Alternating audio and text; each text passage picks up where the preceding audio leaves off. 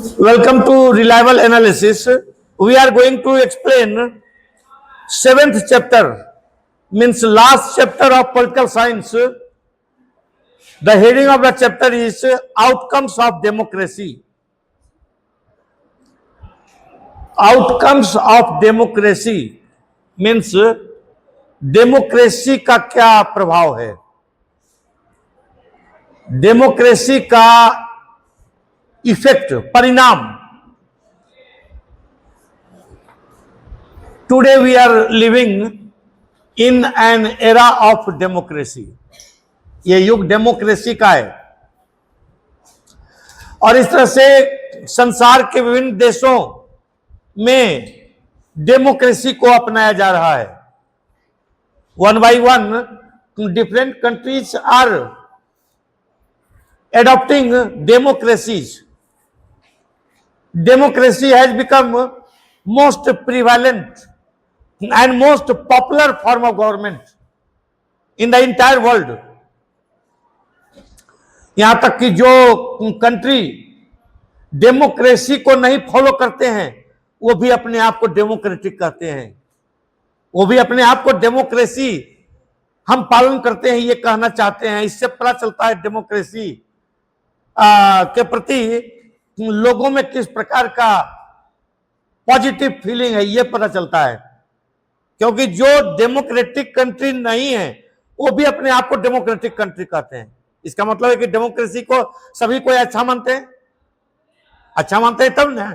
जो democratic country नहीं है वो भी डेमोक्रेसी अपने आप को कहना चाहते हैं, जैसे चाइना, जैसे नॉर्थ कोरिया. ये सभी कंट्रीज रियली डेमोक्रेटिक है नहीं, लेकिन देखिएगा ये सब कंट्री के नाम में people's republic of China, people's लगा दिया. नॉर्थ कोरियन रिपब्लिक या people's republic of North Korea, जानबूझ करके पीपल ऊपर लगा करके ये साबित करना चाहता है कि लोगों का हम प्रतिनिधित्व करते हैं, लोगों का प्रतिनिधित्व करते हैं, पीपल का रिप्रेजेंटेशन करते हैं. तो पीपल का रिप्रेजेंटेशन का मतलब हुआ डेमोक्रेसी. डेमोक्रेसी तो इसी को कहा जाता है. Democracy is a form of government for the people, of the people and by the people, according to Abraham Lincoln. तो इस तरह से डेमोक्रेसी की लोकप्रियता आज पूरे संसार में आसमान छू रही है. लेकिन सवाल उठता है कि डेमोक्रेसी से हम एक्सपेक्ट क्या करते हैं, हमारी आशाएं क्या है डेमोक्रेसी से. और यह भी सवाल उठता है कि क्या डेमोक्रेसी हमारे सभी आशाओं को, एस्पिरेशंस को, आकांक्षाओं को फुलफिल कर रहा है. यह भी एक प्रश्न उठता है. तो इस चैप्टर में हम लोगों को इन सभी प्रश्नों के उत्तर देने हैं कि डेमोक्रेसी को तो सभी लोग अच्छा मानते हैं, डेमोक्रेसी का प्रचार प्रसार पूरा संसार में हो रहा है, तो क्या डेमोक्रेसी लोगों की आशाओं के ऊपर खरा उतर रहा है, लोगों की आशाओं को पूरा कर रहा है. ये सभी चीज हम लोग को आज इस चैप्टर में स्टडी करना है. यानी डेमोक्रेसी का आउटकम्स क्या है, what are the effects of democracy.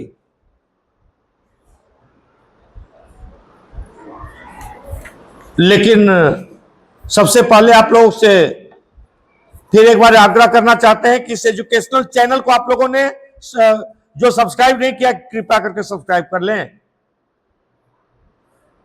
क्योंकि इस प्रकार का एजुकेशनल वीडियो यहां हमेशा मिलेगा आपको.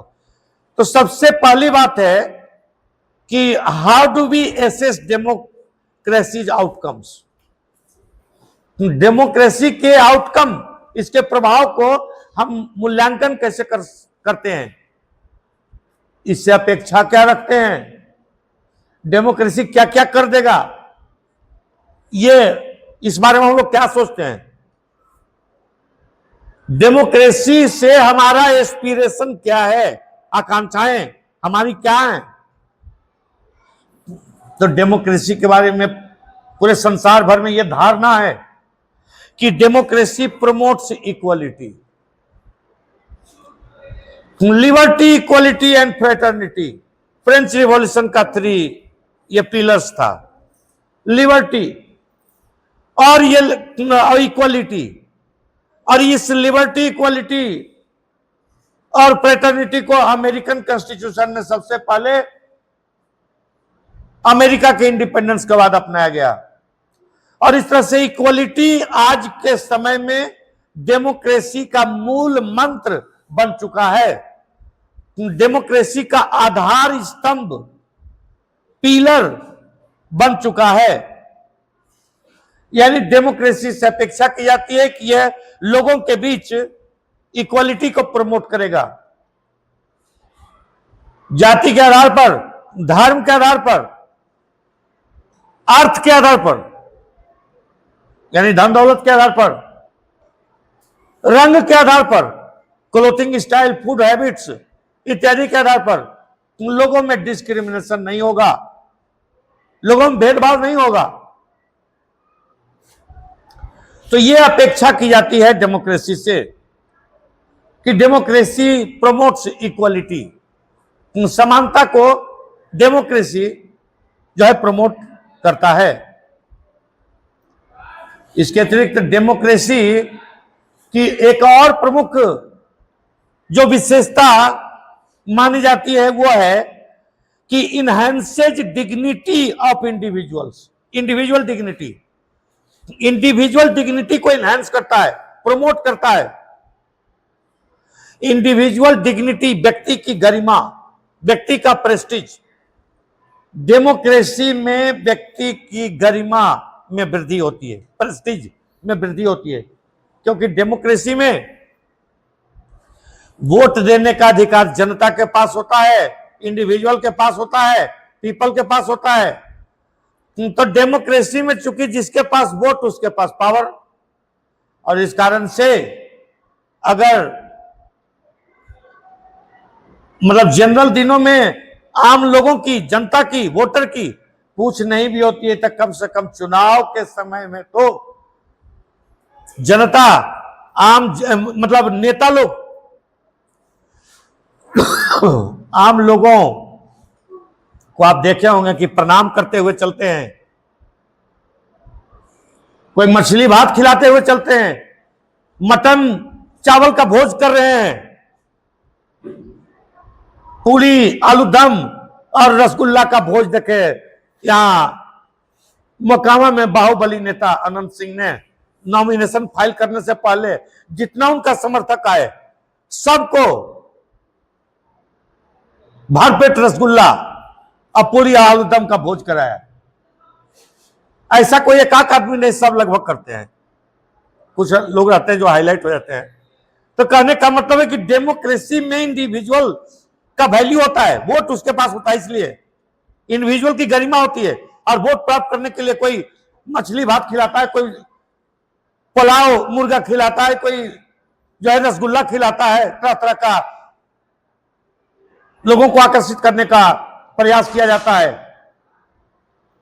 अगर बतलाइए कि ये वोटिंग नहीं होता तो कोई खिलाता किसी को पूरी और आलू दम और ये रसगुल्ला भर भर पेट कोई खिलाने जाता, पूछता भी नहीं। चुनाव के समय जो मनमाना 10-10 दिन भोज एक नेता लोग करते हैं, तो ऐसा होता तो जनता की इतनी पूछ, इतना रिस्पेक्ट क्यों होता है? डेमोक्रेसी के चलते, वोट, राइट टू वोट उनके पास है, इसके चलते। डेमोक्रेसी की एक अन्य प्रमुख विशेषता मानी जाती है कि improves quality of decision making. Democracy में शासन की सत्ता, पावर किसी एक व्यक्ति या व्यक्ति समूह में नहीं होती है, कलेक्टिव लीडरशिप के द्वारा जो है डिसीजन ऑफ मेकिंग किया जाता है। डिसीजन ऑफ मेकिंग यानी निर्णय की प्रक्रिया किसी एक आदमी के हाथ में नहीं होती है। आप देखते हैं कि रसिया एक कंट्री है, सुपर पावर है। ऐसे तो कहने के लिए वहां भी डेमोक्रेसी ही है, कहने कि जो नहीं भी डेमोक्रेटिक रहता है वो भी एक फैशन है डेमोक्रेसी दिखाने का। तो रसिया भी अपने आप को डेमोक्रेसी ही कहता है। लेकिन पूरा रूस का नियंत्रण, डिसीजन मेकिंग किसके हाथ में है? सिर्फ एक आदमी के हाथ में है। सिर्फ एक आदमी के हाथ में है पूरा रूस का डिसीजन मेकिंग। उसका नाम क्या है? Vladimir Putin. तो ऐसा व्यक्ति बहुत मामले में सही डिसीजन भी लेते हैं, लेकिन नहीं भी हो सकता है सही, क्योंकि एक आदमी के दिमाग का डिसीजन हो सकता है नहीं भी सही हो। लेकिन डेमोक्रेसी में ऐसा नहीं होता है। डेमोक्रेसी में डिसीजन की प्रक्रिया कलेक्टिव लीडरशिप में होती है। कैबिनेट के द्वारा डिसीजन लिया जाता है, पार्लियामेंट में डिबेट होता है, उसके बाद डिसीजन होता है, और इस कारण से लेट होता है लेकिन डिसीजन सही होता है। डेमोक्रेसी में डिसीजन मेकिंग के संबंध में यही कहा जा सकता है कि देर आए दुरुस्त आए। और इस तरह से democracy is that form of government which improves the quality of decision making. Democracy की एक प्रमुख विशेषता मानी जाती है कि डेमोक्रेसी जो है वो provides a method to resolve conflicts. Conflicts का समाधान करने का एक ये प्लेटफॉर्म देता है डेमोक्रेसी, थ्रू निगोशिएशन, डायलॉग के थ्रू, बातचीत के through, and through peaceful means, शांतिपूर्ण ढंग से, बातचीत से विभिन्न प्रकार की समस्याओं का समाधान डेमोक्रेसी में होता है। और इस तरह से डेमोक्रेसी एक सबसे बड़ी खासियत है कि एक मेथड ये प्रोवाइड करता है। Democracy provides a method to resolve different types of conflicts in peaceful manner through the means of dialogue. बातचीत से यानी डायलॉग से और शांतिपूर्ण तरीके से विवादों के समाधान का एक अवसर प्रदान करता है डेमोक्रेसी। ये इसकी एक बहुत बड़ी विशेषता मानी जाती है, क्योंकि अन्य प्रकार की जो शासन व्यवस्था होती है उसमें कोई डायलॉग का महत्व नहीं रहता है।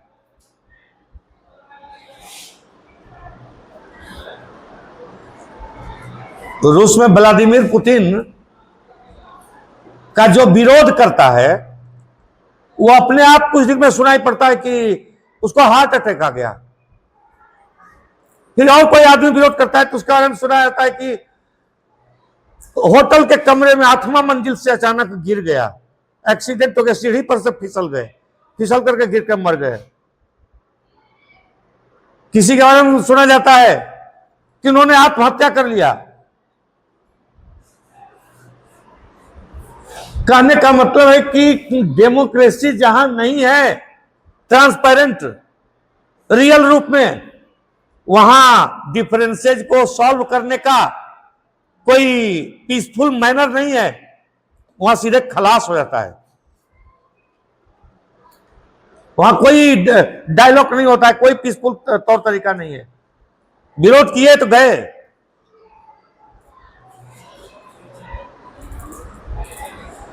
डेमोक्रेसी जहां नहीं है वहां यही तौर तरीका होता है। तो रसा का बोले वो तो बेचारे व्लादिमीर पुतिन तो बहुत हद तक डेमोक्रेसी का रूल रेगुलेशन फॉलो करते हैं भी। अब उससे भी आ जाइएगा, नॉन डेमोक्रेटिक में आ जाइए, north Korea, king Jong Un है वहां, तो मतलब मृत्यु दंड किसी को जो उनके आसपास सहयोगी हैं उनको मृत्यु दंड किसी को इस आधार पर कि कोई अगर मीटिंग है, हाथी आ गया किसी को, जम्हाई ले लिया, मृत्यु दंड दे दो उसको। कि कैसे नींद किसे आ गया, तुमको नींद आ रही, तुमको जमाई आया, इसको मृत्यु दंड दे दो। किसी के ऊपर शक हो गया तो उनका अपना एक फूफा थे, उनका राइट हैंड माने जाते थे, बहुत उनका सब पावर इस्तेमाल करते थे, उनका फूफा, और उनके ऊपर किंग जोंग उन को थोड़ा सा शक हो गया। कैसा सजा दिए? 150 खतरनाक कुत्तों को कई दिनों तक भूखा रखा गया, और एक बड़ा सा एम्फी थिएटर यानी लोहा का पिंजरा टाइप का, और उसमें उनके फूफा को भेज दिया गया, और 150 जो खतरनाक कुत्ता था जो कई दिनों से भूखा रखा गया था, उसको छोड़ दिया गया। और इनाम समझ सकते हो क्या हुआ होगा? किंग जोंग उनके फूफा को जितना कुत्ता था सब टुकड़ा टुकड़ा एकदम हड्डी तक नहीं बचने दिया, सब खा गया। और ये तमाशा वो खुद और उनके मंत्री परिषद के आदमी है, सब बैठ करके देखे, सब ताली बजा बजा करके हंसे। तो कहने का मतलब हुआ कि डेमोक्रेसी में किसी भी कॉन्फ्लिक्ट, किसी भी विवाद का समाधान थ्रू डायलॉग होता है, थ्रू पीसफुल मीन्स होता है। यह फैसिलिटी अन्य प्रकार की शासन व्यवस्था में नहीं होती है। डेमोक्रेसी की एक अन्य प्रमुख विशेषता है कि यह मिस्टेक यानी गलती को करेक्ट करने का मौका देता है, सुधारने का मौका देता है। अभी आपको कुछ नॉन डेमोक्रेटिक एग्जाम्पल दे रहे थे। ये नॉन डेमोक्रेटिक एग्जाम्पल में आप लोगों को अभी हम बतला रहे थे कि सिर्फ जम्हाई ले लेने का मतलब मौत की सजा है। अगर कहीं मीटिंग में नींद आ गई, झपकी आ गई, तो मृत्यु दंड दे दिया जाता है। यानी मिस्टेक अगर हुआ तो लास्ट मिस्टेक होगा, कहीं किसी प्रकार का मिस्टेक के सुधार का कोई अपॉर्चुनिटी नहीं है। अरे संजोग से नहीं कोई सीखता है। किंग जोंग उन वगैरह का स्वभाव में देखो ना, तो संजोग से कोई सीखता तक नहीं है। सब एकदम हमेशा हंसेंगे, तो जितना वो हंसेंगे उतना ही सब हंसेगा। वो अगर मान लिया इतना हंसे ना तो सब इतना ही हंसेगा। उनको मन हो गया कि किसी से हाथ मिलाने का, तो हाथ मिलाए तो वो भी हाथ मिलाएगा। जरा सा हाथ मिलाने भी अगर देर हो गया तो कुछ भी हो सकता है। तो नॉन डेमोक्रेटिक रूल का आपने देखा कि मिस्टेक को कभी भी करेक्ट करने का मौका नहीं मिलता है, लेकिन डेमोक्रेसी में मिस्टेक को करेक्ट करने का मौका मिलता है। मुकदमा चलता है, मुकदमा में आप साबित कीजिए और उसके बाद आपको रिलीफ भी हो सकता है। तो इस तरह से डेमोक्रेसी की विशेषता, लेकिन सवाल उठता है कि ये सब डेमोक्रेसी की जितनी विशेषता का भी जिक्र कर रहे थे, क्या ये सब कुछ 100% डेमोक्रेटिक कंट्री में होता है? अगर 100% ये सब होता तो बहुत अच्छी बात है। लेकिन सवाल उठता है कि अक्सर लोगों को कहते सुना जाता है कि ऐसा नहीं, ये नहीं हुआ, वो नहीं हुआ, लोग असंतुष्ट रह जाते हैं। और असंतुष्ट रहते हैं तो लोग डेमोक्रेसी को ही कोसते हैं कि शासन व्यवस्था के चलते ऐसा हुआ। तो इस तरह से एक डायलेमा हमारे मन में दुविधा उत्पन्न हो जाती है कि डेमोक्रेसी अच्छा है कि खराब। कुछ हम लोग के जो पूर्वज थे, शायद वो सब पूर्वज से आप लोग को तो मुलाकात भी नहीं हुई होगी। हम लोग के पूर्वज कुछ ऐसे थे, ग्रैंडफादर, ग्रेट ग्रैंडफादर लेवल के आदमी, जिनको बोलते हम लोग सुनते थे बच्चा में कि इससे अच्छा तो अंग्रेज शासन था। डेमोक्रेसी की आलोचना हुआ ये कि डेमोक्रेसी में ये नहीं हो पाता है, अपराध होता है, लॉ एंड ऑर्डर ठीक नहीं है, और अंग्रेज में तो डिक्टेटरशिप था, तो लॉ एंड ऑर्डर बहुत सही था। तो ये सुनते थे कहते हुए कि इससे अच्छा तो अंग्रेज का शासन था। कहने का मतलब हुआ कि डेमोक्रेसी की आलोचना है। यानी डेमोक्रेसी से लोग जितना अपेक्षा करते हैं उतना लगता है फुलफिल नहीं हो पाता है। और इस कारण से सवाल उठता है कि डेमोक्रेसी को जितना हम लोग सही मान रहे हैं उतना सही है कि नहीं। जितना प्रिंसिपल अभी सिद्धांत वर्णन कर रहे थे डेमोक्रेसी का, क्या थ्योरी में और प्रैक्टिस में दोनों में डेमोक्रेसी उतना ही अच्छा है या प्रैक्टिस में कुछ कम है? तो अगर प्रैक्टिस में उतना रहता तो लोग आलोचना कैसे करते? लोगों को अक्सर नेताओं के ऊपर हमले करते सुने होंगे, नेताओं के ऊपर तरह तरह का हमला करते हुए आप लोग सुने होंगे। नेताओं को लोग वोट नहीं देते हैं, एक बार के बाद उनको वोट नहीं देते हैं, हरा देते हैं, और साथ ही साथ नेताओं के ऊपर हमले भी करते हैं, लोग धरना देते हैं। तो ये सब का मतलब ये होता है कि शायद लोगों की अपेक्षाएं पूरी नहीं होती है डेमोक्रेसी में। तो फिर डेमोक्रेसी अच्छा कैसे है? जब लोगों की अपेक्षाएं पूरी नहीं हो रही है तो फिर डेमोक्रेसी से जितनी अपेक्षा थी तो वो तो हुआ नहीं। तो डेमोक्रेसी अच्छा है कि खराब है? यही तो डायलेमा है। इस दुविधा का समाधान कैसे होगा? इसीलिए हम लोगों को यह चैप्टर पढ़ने की आवश्यकता है। इस डायलेमा यानी इस दुविधा का समाधान करने के लिए हम लोगों को इस चैप्टर में अध्ययन करने की आवश्यकता है कि डेमोक्रेसी सिर्फ मोरल रीजन में ही ठीक है कि डेमोक्रेसी का कुछ प्रूडेंशियल रीजन्स भी है, यानी विवेकपूर्ण औचित्य भी है। ये हम लोग को स्टडी करना है इस चैप्टर में।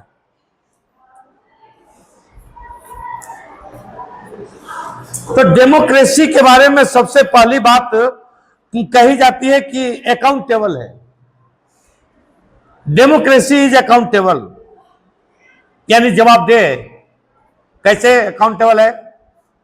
तो डेमोक्रेसी में आम लोग वोट देकर के सरकार का निर्माण करते हैं। जो लोग वोट लेकर के चुने जाते हैं उनको फिर से जनता के बीच वोट लेने के लिए जाना रहता है, और इसलिए जनता के प्रतिनिधियों को जनता की बातों के प्रति जवाबदेह रहना पड़ता है, सुनना पड़ता है, जनता की अपेक्षाओं को पूरा करना पड़ता है। आप लोग पार्टियों को, नेताओं को चुनाव से पहले रिपोर्ट कार्ड जारी करते हुए सुना होगा। रिपोर्ट कार्ड, पार्टी अपना रिपोर्ट कार्ड जारी करती है। रिपोर्ट कार्ड में बतलाते हैं कि हमने ये किया, ये किया, ये किया। तो ये रिपोर्ट कार्ड जारी करने का कारण क्या हुआ? जो पावर में आ गया उसको क्या जरूरत है रिपोर्ट कार्ड जारी करने का? जरूरत यह है कि डेमोक्रेसी अकाउंटेबल है, एक जवाबदेह शासन व्यवस्था है। और डेमोक्रेसी में जो लोग जनता का वोट लेकर के आए हैं उनको फिर से चुनाव में जाना होगा, इसीलिए रिपोर्ट कार्ड लोग शो करते हैं। तो आम जनता ही अपने रूलर्स का चुनाव करती है और रूलर्स के ऊपर पीपल का कंट्रोल होता है।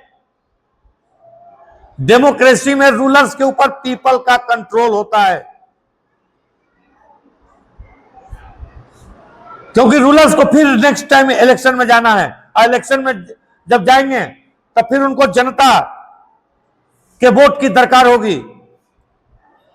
और इस तरह से डिसीजन मेकिंग की प्रक्रिया में सिटीजन्स भी भाग लेते हैं। Citizen should be able to participate in decision making, क्योंकि इससे सिटीजन के लाइफ में ही चेंज आने वाला होता है।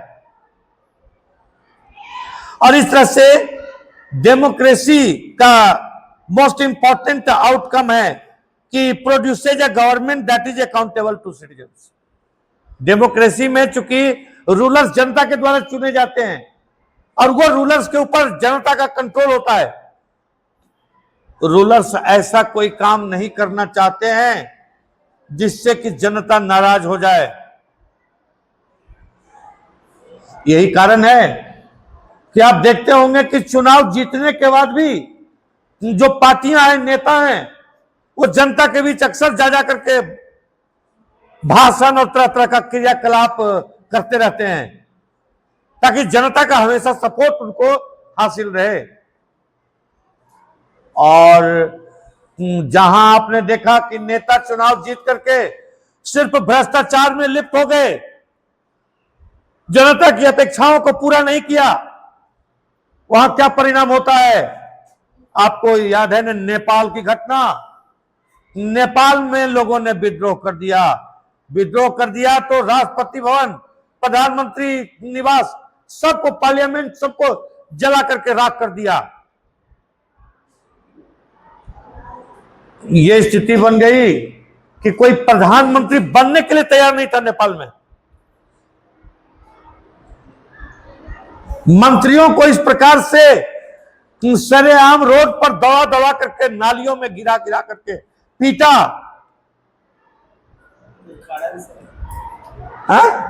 कारण वही कि जो जनता की अपेक्षा थी उसको पूरा नहीं किया गया। सत्ता में आने के बाद भ्रष्टाचार में लिप्त हो गए। जनता की जो अपेक्षा है, जो विकास का कार्य है, उसके प्रति ध्यान नहीं दिया गया।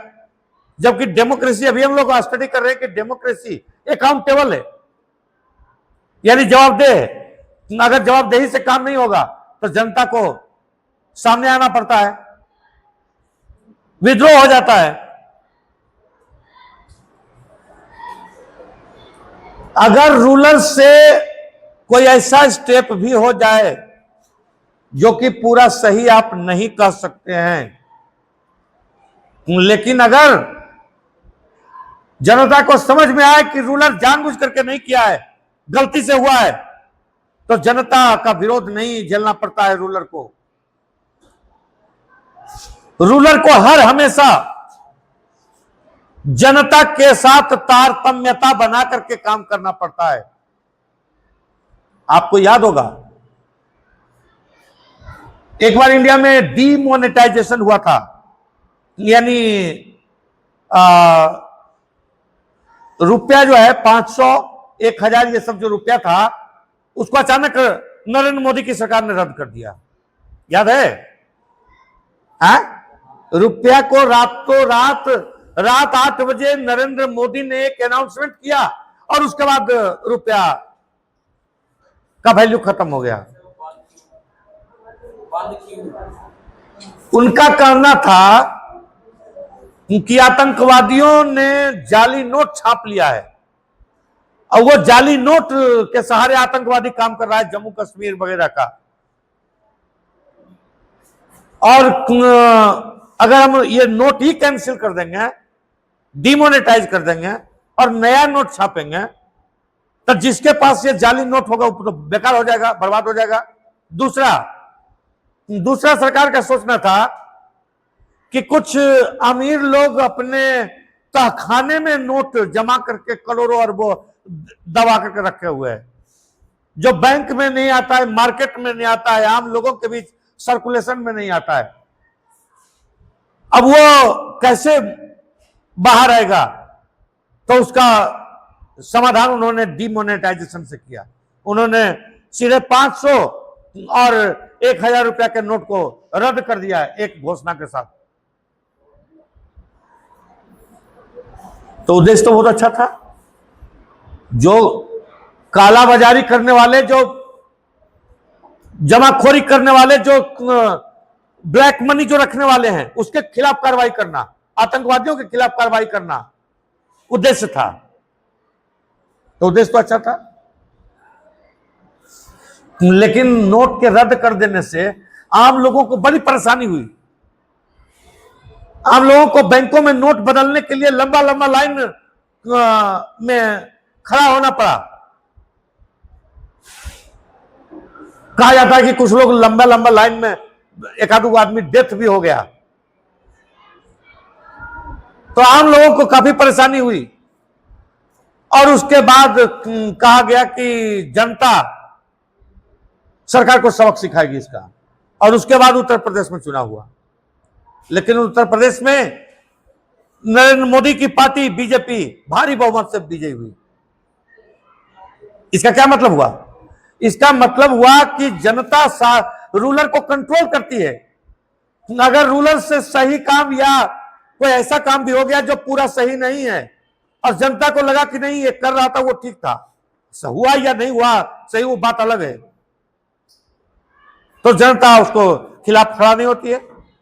नहीं हुई खड़ा, न पूरे देश में कहीं विद्रोह हुआ। उत्तर प्रदेश में तो कम से कम वोट के माध्यम से विरोध कर सकता था, लोग वोट नहीं देता उस पार्टी को, ऐसा नहीं हुआ। लेकिन बांग्लादेश में देखिए, शेख हसीना वाजिद की सरकार के खिलाफ विद्रोह कर दिया लोगों ने। नेपाल में देखिए, केपी शर्मा ओली प्रधानमंत्री थे, उनकी सरकार भ्रष्टाचार में लिप्त थी, भारत विरोधी गतिविधियों में शामिल थी, उसके खिलाफ लोगों ने विद्रोह कर दिया। तो डेमोक्रेसी में अकाउंटेबल एक जवाबदेह सरकार होती है। रूलर को जनता चुनती है, जनता कंट्रोल करती है, जनता का कंट्रोल होता है रूलर्स के ऊपर। और इसलिए सबसे इंपॉर्टेंट आउटकम है डेमोक्रेसी में कि डेमोक्रेटिक गवर्नमेंट जो है अकाउंटेबल होती है और रिस्पॉन्सिव होती है to the needs and expectations of the citizens. Responsive,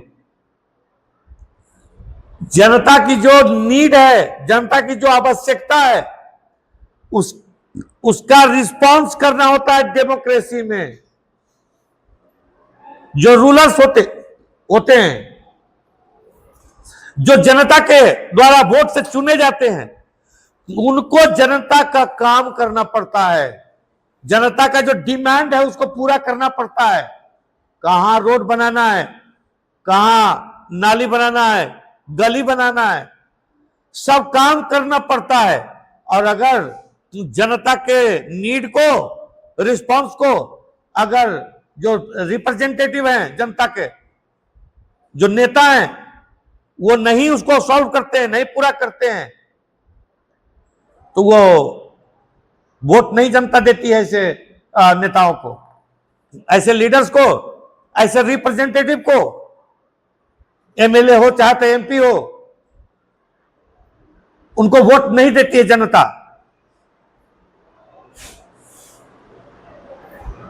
या जो किसी भी प्रकार से अपना पोजीशन का दुरुपयोग करते हैं, करप्शन में लिप्त होते हैं, किसी गैर कानूनी गतिविधि में लिप्त होते हैं, तो उनको या तो हटा दिया जाता है पार्टी के द्वारा, उनको हटा करके कोई स्वच्छ छवि वाले उम्मीदवार को लाया जाता है, और नहीं तो जनता उनको वोट नहीं देती है।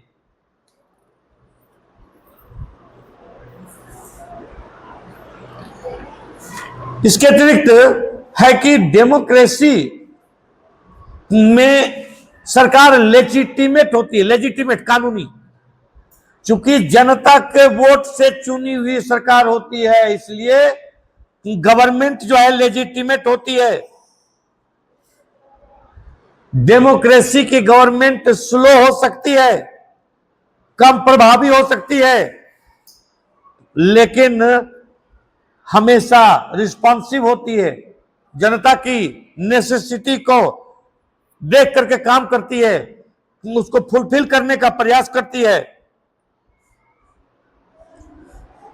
क्योंकि डेमोक्रेसी में एक गवर्नमेंट जो होती है वो जनता की अपनी सरकार होती है।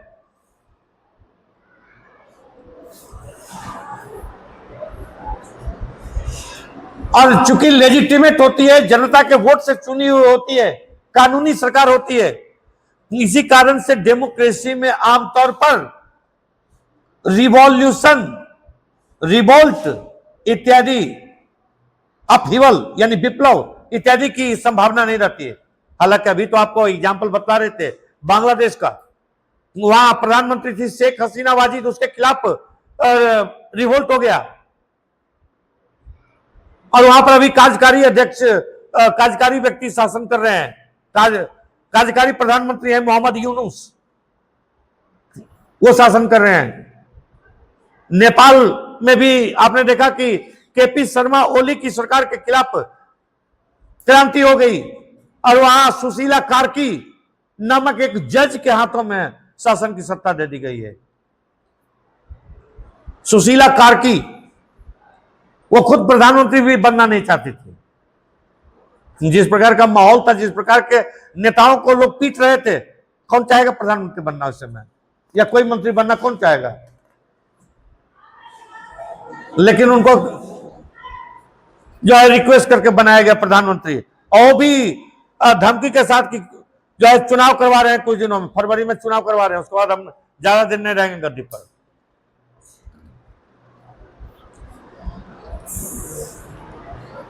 मेडागास्कर में भी आपको सरकार के खिलाफ विद्रोह हो गया। मेडागास्कर में भी आम लोगों ने विद्रोह कर दिया क्योंकि सरकार से लोग असंतुष्ट थे। सरकार लोगों की अपेक्षाओं के ऊपर खरा नहीं उतर रही थी, लोगों के नीड को फुलफिल नहीं कर रही थी, इसलिए मेडागास्कर में रिवोल्ट हो गया। वहां के प्राइम मिनिस्टर को त्यागपत्र देना पड़ा। डेमोक्रेसी का अदर आउटकम है कि इकोनॉमिक ग्रोथ और डेवलपमेंट होता है।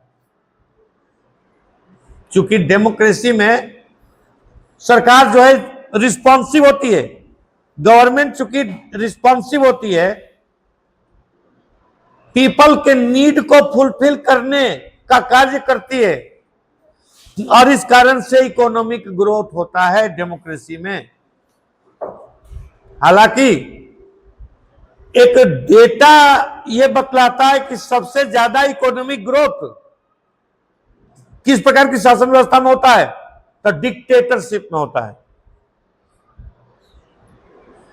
सबसे ज्यादा इकोनॉमिक ग्रोथ होता है डिक्टेटरशिप में। आप डिक्टेटरशिप जहां है, चाइना, रशिया, नॉर्थ कोरिया, ये सब कंट्री का एग्जांपल आप देख रहे हैं ना, ये सब कंट्री काफी तेजी से प्रोग्रेस कर रहा है। ये सब कंट्री काफी तेजी से प्रोग्रेस कर रहा है, इकोनॉमिक ग्रोथ बहुत तेजी से हो रहा है, क्योंकि डिक्टेटरशिप यहां कोई विरोध करने वाला नहीं है, यहां कोई क्वेश्चन पूछने वाला नहीं है। लेकिन डेमोक्रेसी में निर्णय की प्रक्रिया, डिसीजन मेकिंग स्लो होता है, लेकिन इफेक्टिव होता है। जैसा कि आपको पहले बताया कि डेमोक्रेसी में डिसीजन मेकिंग देर आए दुरुस्त आए की स्थिति वाली होती है।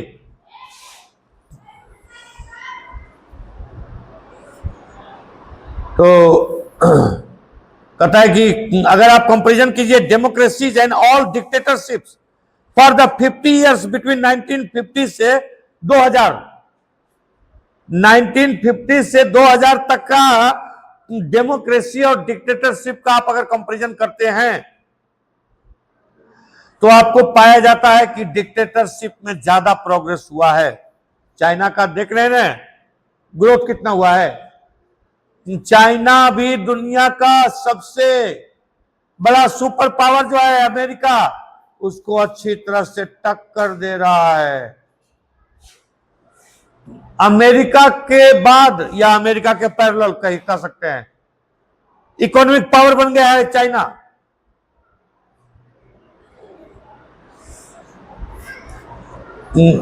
चाइना और अमेरिका में ट्रेड वार की स्थिति है। ऐसे तो वो इंडिया के साथ भी अमेरिका वैसा ही कर रहा है, लेकिन शायद इंडिया में वो कैपेसिटी नहीं है अमेरिका के बराबर खड़ा होने की।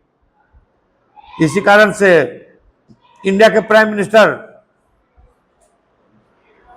अमेरिका के प्राइम मिनिस्टर को थोड़ा ना चापलूसी ही कर रहे हैं कि किसी प्रकार इंडिया के प्रति जो है सॉफ्ट रवैया अपनाए डोनाल्ड ट्रंप।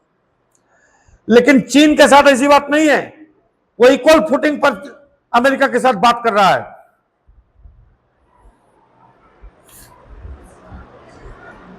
अभी तो कल डोनाल्ड ट्रंप ने दावा किया है कि नरेंद्र मोदी ने हमसे कहा है कि रूस से तेल नहीं खरीदेंगे।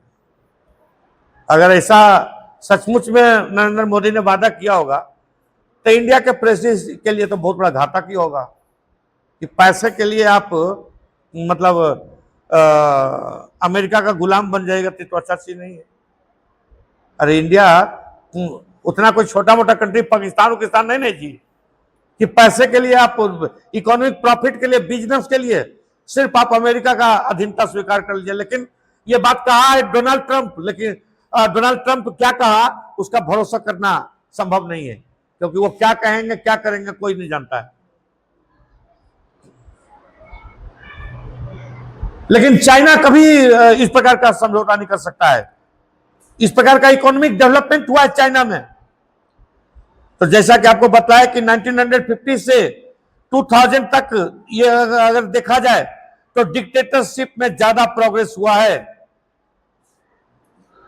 The inability of democracy to achieve higher economic development over is us. डेमोक्रेसी में हायर इकोनॉमिक डेवलपमेंट नहीं हुआ है, यह चिंता की बात है। लेकिन फिर भी यह सोचना पड़ेगा कि देखिए इकोनॉमिक डेवलपमेंट का जहां तक सवाल है वो सिर्फ एक बात डेमोक्रेसी या नॉन डेमोक्रेसी पर डिपेंड नहीं करता है, कई फैक्टर पर डिपेंड करता है। उसके अंतर्गत है पॉपुलेशन का साइज, तो इंडिया के पास तो पॉपुलेशन दुनिया में सबसे ज्यादा है। पहले हम लोग स्टूडेंट थे तो हम लोग को टीचर बताते थे कि दुनिया का सेकंड लार्जेस्ट पॉपुलेटेड कंट्री है इंडिया। अब आप लोग पढ़ रहे हैं कि दुनिया का लार्जेस्ट पॉपुलेटेड कंट्री इंडिया है। इकोनॉमिक ग्रोथ डिपेंड करता है ग्लोबल सिचुएशन पर, कॉपरेशन पर फ्रॉम अदर कंट्रीज और economic priorities adopted by the countries. कई फैक्टर के ऊपर डिपेंड करता है। लेकिन इतना है कि डिक्टेटरशिप वाले जो देश हैं वहां इकोनॉमिक ग्रोथ डेमोक्रेसी से ज्यादा हुआ है, जो चिंता का विषय वस्तु है। लेकिन फिर भी इतना निश्चित है कि डेमोक्रेसी में जनता की नीड फुलफिल होती है और इकोनॉमिक ग्रोथ होता है। अगर गवर्नमेंट लेजिटिमेटली और डेवलपमेंट के प्रति डेडिकेटेड होकर के काम करे तो। अभी आपने देखा होगा कि पिछले 2-3 आपको इलेक्शन से केंद्र में जो सरकार है नरेंद्र मोदी की, इसने काफी तेजी से रेलवे लाइन और रोडवेज और 4 लेन और इलेक्ट्रिसिटी का डेवलपमेंट किया है।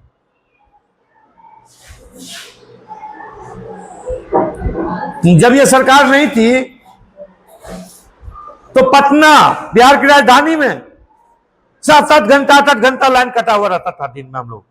हम लोग को जानते हैं कि गर्मी के मारे पटना से भाग जाना पड़ता था, गांव चले जाते थे। हम लोग स्टूडेंट लाइफ में उस समय थे, गांव चले जाते थे, गर्मी नहीं बर्दाश्त होती थी, लगातार 8-8 घंटा तक लाइन कटता था। गांव में तो खैर लाइन का नाम निशान नहीं था, वहां तो तार जितना था ना सब चोर काट लिया था, तो वहां तो बिजली का कोई चर्चा ही नहीं था। लेकिन बात आप समझ रहे हैं नेचुरल इन्वायरमेंट का, तो गांव में बिना फैन के भी आप रह सकते हैं, क्योंकि वहां नेचुरल इन्वायरमेंट काफी अच्छा रहता है। वहां पेड़ पौधा रहता है, बगीचा रहता है, उस पर आप बैठिएगा, हवा आपको बहुत फ्रेश मिलेगा हर जगह। ये बात अंतर होता है गांव में। और शहर में तो लाइन रहा तो आपका कल्याण है, नहीं तो फिर दिक्कत है। काफी तेजी से डेवलपमेंट किया इलेक्ट्रिसिटी के क्षेत्र में, रेलवेज रोडवेज इत्यादि के क्षेत्र में। तो सरकार अगर डेमोक्रेसी में इकोनॉमिक ग्रोथ को प्रमोट करने के प्रति रिस्पॉन्सिव होती है तो काफी विकास होता है।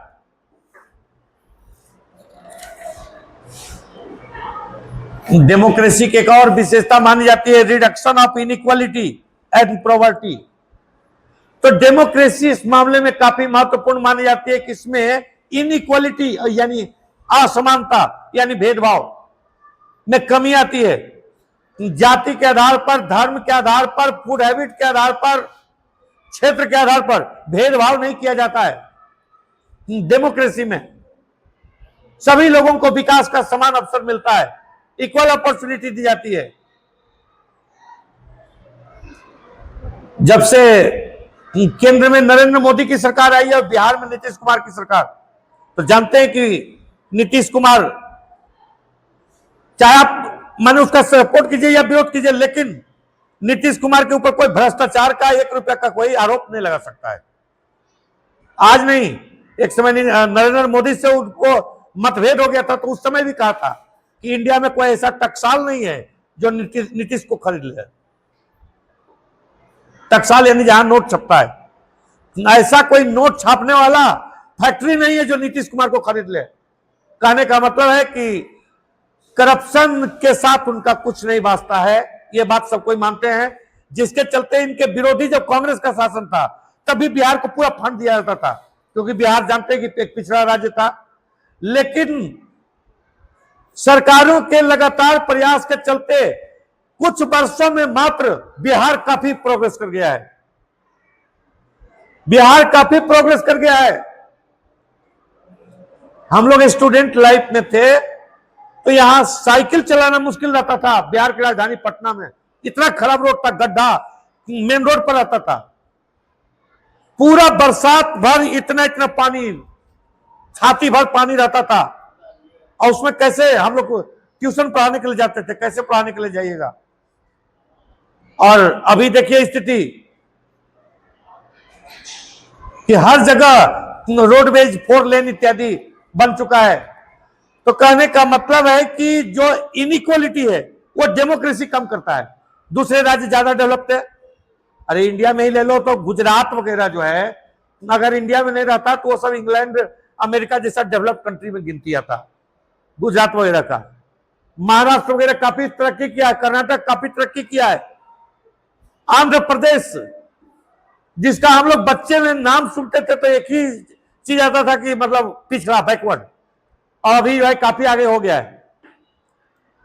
तो इनइक्वालिटी यानी असमानता को डेमोक्रेसी कम करता है।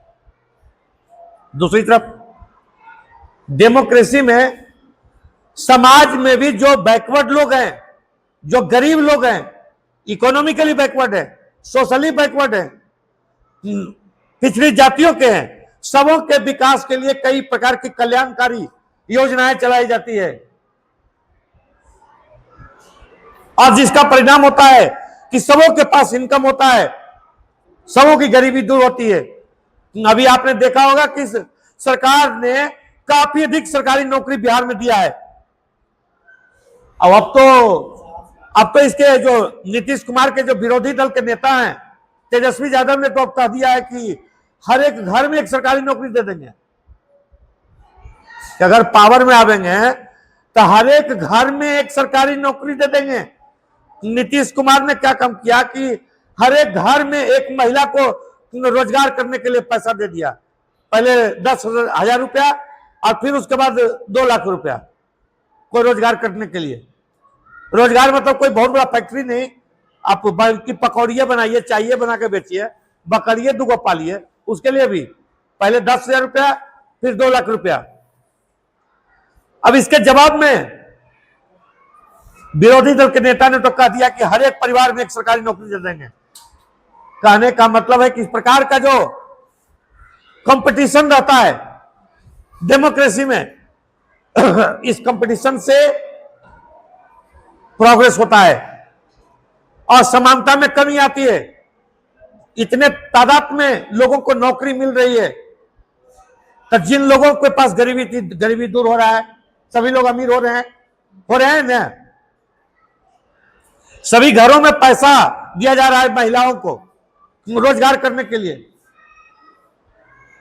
तो महिला रोजगार के नाम पर सबों को पैसा मिलेगा, सब लोग रोजगार करेंगे, तो इससे असमानता कम होगी। जो गरीब है वो अमीर हो जाएंगे, गरीबों की और अमीरों के बीच जो खाई है वो कम हो जाएगी।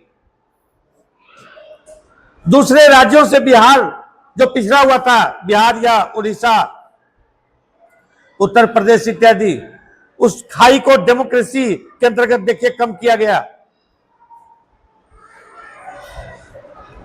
और इसी खाई को कम करने के कारण से कर्नाटक का एक नेता ने बोला कि साउथ इंडिया में टैक्स से जो पैसा मिलता है वो सब बिहार को दिया जा रहा है पैसा। से हम लोग को तो लगता है कि स्वतंत्र हो जाए इंडिया से। कर्नाटक का एक कांग्रेस का नेता जो है ने बोला, इसके जवाब में प्रधानमंत्री ने पार्लियामेंट में आंसर दिया था। कहा था, नरेंद्र मोदी ने कहा था कि घाव अगर पैर में रहेगा तो उसका इलाज हाथ में करेंगे। अरे जहां घाव रहेगा वही ना इलाज करेंगे। से कांग्रेस की सोच ही पृथकतावादी है। कहने का मतलब है कि जो राज्य कमजोर रहेगा, जो गरीब रहेगा, उसी का में विकास करेंगे। यही प्रधानमंत्री का ही कहने का मतलब था कि जो गरीब है, जो पिछड़ा है, जो राज्य, जो लोग पिछड़ा है, उसी का में प्रोग्रेस कराना पड़ेगा। और जो खुद डेवलप हो चुका उसका तो डेवलपमेंट की जरूरत है नहीं। तो इस तरह से इनइक्वालिटी यानी असमानता को कम करता है। डेमोक्रेसी में ऐसी कल्याणकारी योजनाएं चलाई जाती है जिससे गरीबी कम होती है। अभी आपको हम बिहार में चलाए जाने वाले एक महत्वाकांक्षी योजना महिला रोजगार योजना नाम है, महिला रोजगार योजना का बतला देते हैं। हर एक महिला को 2,10,000 रुपया दिया जा रहा है, जिससे कि वो कोई भी प्रकार का इनकम बढ़ाने के लिए काम कर सकें। तो इससे बहुत सारे लोगों का इनकम बढ़ेगा। नौकरी लोगों को दी जा रही है, सरकारी नौकरी भी। तो इस तरह से डेमोक्रेसी में इक्वलिटी आती है। एक तो कॉन्स्टिट्यूशन में ही इक्वल पावर में होता है, इनइक्वालिटी कम होती है। इंडियन कॉन्स्टिट्यूशन में भी राइट टू इक्वलिटी दिया गया है सिटीजन को। भारत के नागरिकों को राइट टू इक्वलिटी है ना, समानता का अधिकार है। किसी जाति, धर्म, भाषा के हो, सबको बराबर अधिकार है। All the citizens of India are equal in the eyes of laws. कानून की नजर में भारत के सभी नागरिक समान हैं। और डेमोक्रेसी के अंतर्गत कई कल्याणकारी योजनाएं चलाई जाती है, जिसके माध्यम से गरीबी में कमी आती है। गरीबी दूर करने के लिए कई प्रकार के सेल्फ एम्प्लॉयमेंट प्रोग्राम चलाए जाते हैं। कैपिटल इन्वेस्टमेंट यानी पूंजी निवेश किया जाता है और लोगों को नौकरी मिलती है। इससे गरीबी दूर होती है, गरीबी में कमी आती है। और उसके बाद डेमोक्रेसी की एक अन्य प्रमुख विशेषता है, वह है accommodation of social diversity. Democracy का एक इसको आउटकम कह सकते हैं, एक प्रभाव कह सकते हैं कि सोशल डाइवर्सिटी को एकोमोडेट करने का कार्य डेमोक्रेसी करता है। डाइवर्सिटी यानी विविधता। विविधता को जाति के आधार पर, धर्म के आधार पर, भाषा के आधार पर, परंपरा के आधार पर, क्लोथिंग स्टाइल के आधार पर, फूड हैबिट्स के आधार पर लोगों में विविधता पाई जाती है। और विविधता को एकोमोडेट करने, एडजस्ट करने, समाहित करने का कार्य सबसे ज्यादा अगर कोई करता है तो डेमोक्रेसी है। क्योंकि डेमोक्रेसी एक ऐसी शासन व्यवस्था है, डेमोक्रेसी एक ऐसी सामाजिक व्यवस्था है, डेमोक्रेसी एक ऐसी आर्थिक व्यवस्था है जिसमें सबको समान माना जाता है। देखिए, क्लास में जो सभी स्टूडेंट्स बैठे हुए हैं, यह भी एक डेमोक्रेटिक अरेंजमेंट है। डेमोक्रेटिक अरेंजमेंट है। यहां विभिन्न जातियों के लोग बैठे हुए हैं, विभिन्न धर्मों के लोग बैठे हुए हैं, बॉयज बैठे हुए हैं, गर्ल्स बैठे हुए हैं, अमीर बैठे हुए हैं, गरीब बैठे हुए हैं, सब प्रकार के लोग बैठे हुए हैं। और सबके लिए एक समान व्यवस्था है, सबके लिए एक फैसिलिटी है, सबको एक नजर से देखा जाता है, सबके साथ बराबरी का सलूक होता है। अर्थात डेमोक्रेसी जो है डाइवर्सिटी को यानी विविधता को एकोमोडेट करने का कार्य करता है। नॉन डेमोक्रेटिक जो कंट्रीज होते हैं, तो नॉन डेमोक्रेटिक कंट्रीज में क्या होता है कि डिफरेंसेस को दबा दिया जाता है, क्रश कर दिया जाता है।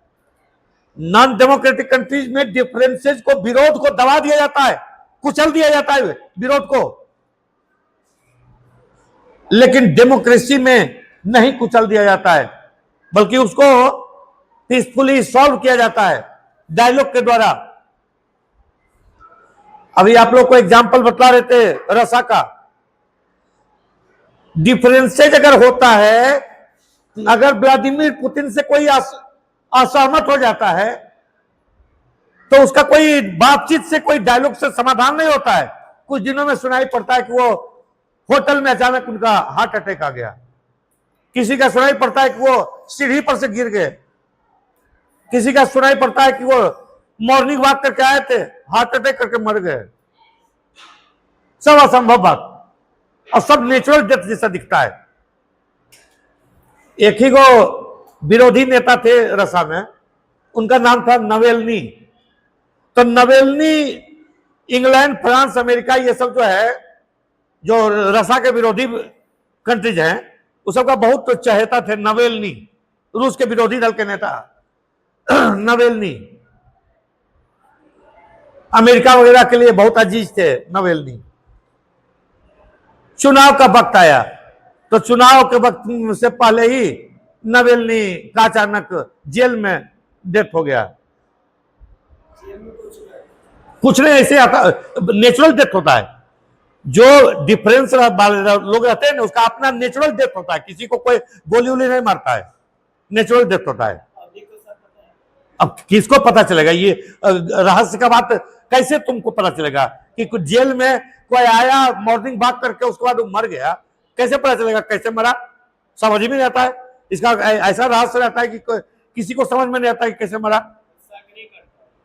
शक करो, शक करो, तुम्हारे पास सबूत रहेगा तब ना तुम कुछ बोलोगे जी।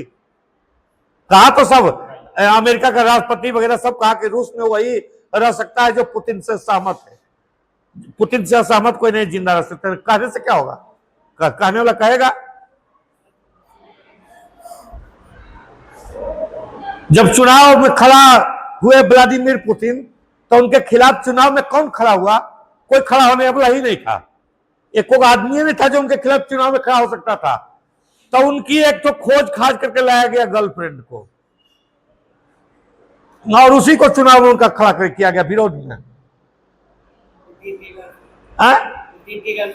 हाँ, उसको खड़ा कर दिया गया उसके खिलाफ चुनाव में। उसको कायल मारेगा? वो तो उसी का आदमी है, तो उसको मारेगा कायल? अरे मतलब जस्ट चुनाव हो गया ना, तुमको वोट देना है तो वोट दे दो, वोट दे दो। पुतिन खड़ा हो गया, उनका विरोध में भी एक लेडी खड़ी है, तुमको जिसको वोट देना है दे दो वोट। शांति मिल गई तुमको, तुम वोट देना चाहते थे तो वोट दे लो।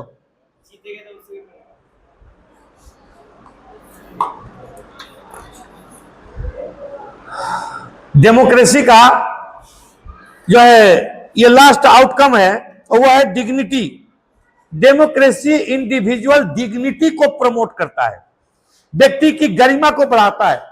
क्योंकि लोगों के पास राइट टू वोट होता है, और जिसके पास राइट टू वोट होगा उसके पास जो लीडर्स हैं, जो गवर्नमेंट के लोग हैं, रूलर्स हैं, वो उसके पास वोट लेने के लिए जाएंगे, वो उसका खैर ख्वाह रहेंगे,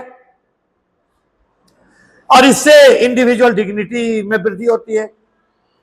कुछ ही देर पहले आप लोग को बतला रहे थे कि चुनाव से पहले कहीं लोग पूरी, आलूदम, रसगुल्ला का भोज कर रहे हैं, कहीं मछली भात का भोज कर रहे हैं, कहीं चुनाव का घोषणा नहीं हुआ था तभी कहीं मटन भात का भोज कर रहे हैं।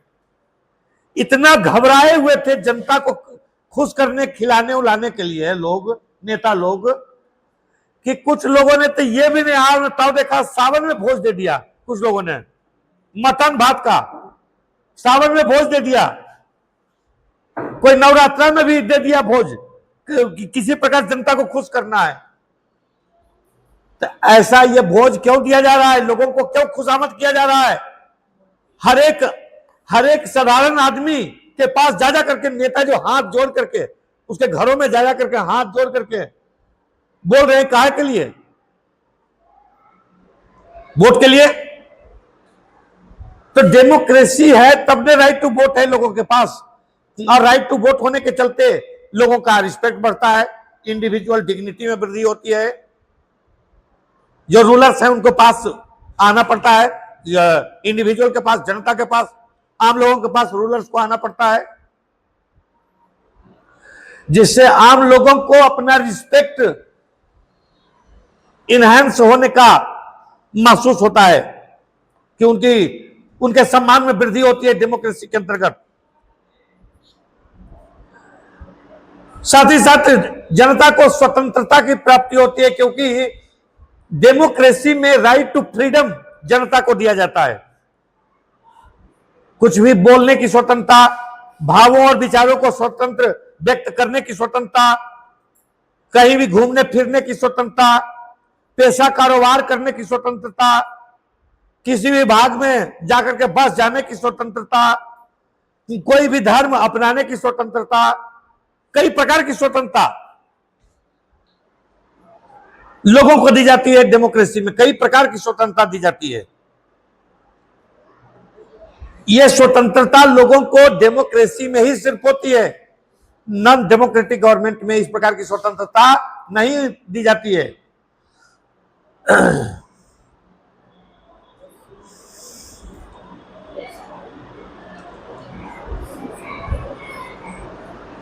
डेमोक्रेसी के अंतर्गत न सिर्फ पुरुषों की बल्कि नारियों की गरिमा में भी वृद्धि होती है। नारियों को भी राइट टू वोट प्राप्त होता है। एक पुरुष के बराबर एक नारी भी वोट देने का अधिकार रखती है, और इस कारण से डेमोक्रेसी में लोग वोट के लिए, नारियों के कल्याण के लिए तरह तरह की योजना चलाते हैं, नारियों को खुश करने का प्रयास करते हैं। अभी आपको महिला रोजगार योजना का जिक्र कर रहे थे। महिला रोजगार योजना का मतलब क्या हुआ? एक प्रकार से नारियों को खुश करने, नारियों का सपोर्ट प्राप्त करने का प्रयास। आपको एक डेटा बतलाता है कि जिस कंस्टिट्यूएंसी में नारियां ज्यादा वोट देती है, वहां पर एनडीए, बीजेपी और इसका जो सहयोगी पार्टी उसका जीत हो जाता है। क्यों? इसका मतलब है कि ये सब पार्टियां नारियों को खुश करने के लिए ज्यादा कुछ काम करती है, नारियों को लुभाने का काम करती है। तो इसका मतलब है कि नारियों को लुभाने का काम करती है, नारियों को खुश करने का काम करती है, यानी नारियों का सम्मान करती है, नारियों का सम्मान में वृद्धि होती है। तो डेमोक्रेसी में ही नारियों को इतना महत्व है। नारियों को कई प्रकार के विशेषाधिकार हैं। नौकरी में रिजर्वेशन नारियों को, टीचर्स के जितना भी जॉब है उसमें 50% लगभग नारियों के लिए रिजर्व रहता है।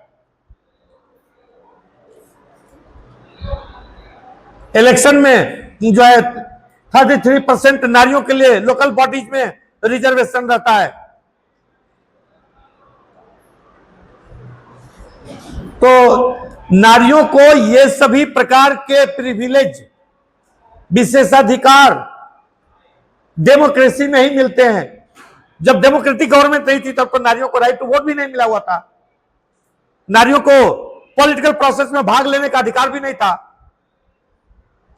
तभी तो फेमिनिस्ट मूवमेंट हुआ था। सैकड़ों वर्षों तक फेमिनिस्ट मूवमेंट नारियों ने किया। नारियों ने पॉलिटिकल क्लब्स स्टैब्लिश किया, मैगजीन, पेपर इत्यादि पब्लिश किया, अपना विरोध आंदोलन चलाया जिसको फेमिनिस्ट आंदोलन